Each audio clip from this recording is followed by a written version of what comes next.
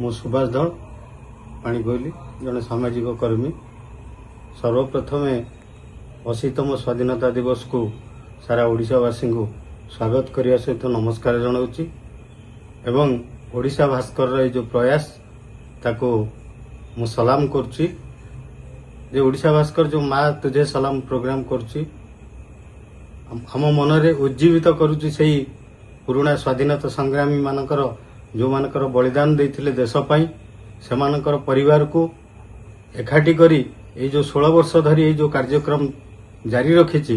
तेणु पुणी थरे मु भास्कर न्यूज एवं कागज को सलाम जणाइबा सहित एभली प्रयास जारी रखिथिबारु एवं आम मानकु पुराणा स्मृति की मन पकई देवार उज्जीवित करुथुवारु आमे धन्यवाद दउछु एवं तार उत्तरोत्तर कामना करछु।